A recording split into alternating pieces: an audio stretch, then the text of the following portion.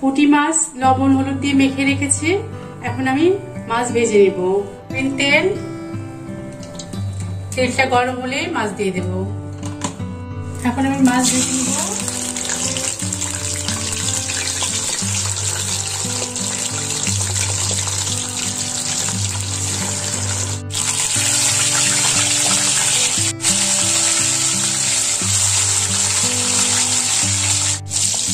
মাছগুলো উল্টে দিয়েছি।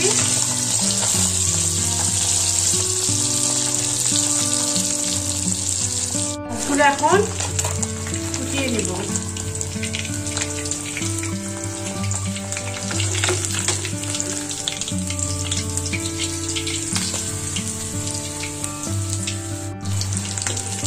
মাছগুলো ভাজা হয়ে যাচ্ছে, এখন আমি উঠিয়ে নেব।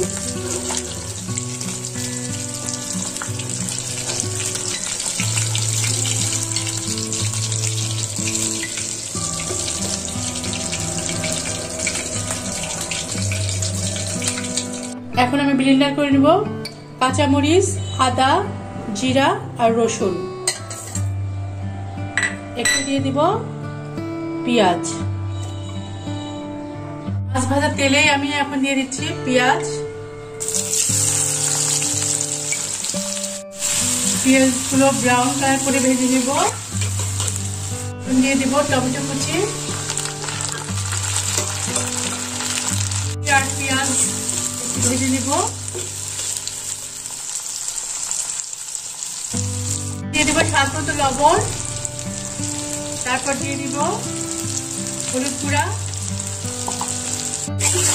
আবার একটু ভেজে নিচ্ছে। এখন দিয়ে দেব ব্লেন্ডার করা সেই মশলাগুলো। দিয়ে মশলা আবার সুন্দর করে কষিয়ে নিব। মশলা কষানো হয়েছে। এখন আমি মাছগুলো দিয়ে একটু উল্টে পাল্টে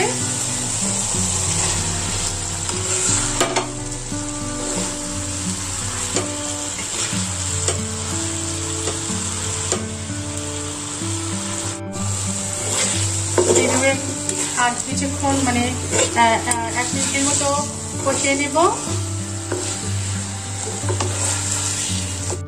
পুঁটি মাছের ঝোল হয়ে গেছে। এখন আমি টালা জিরার গুঁড়া দিয়েই নামিয়ে নেব।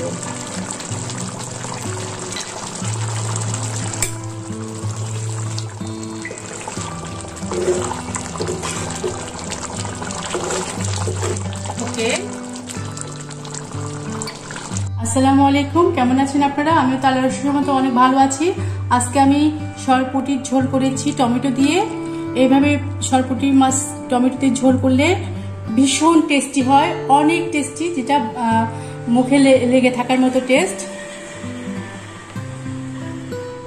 সবাই ভালো থাকবেন।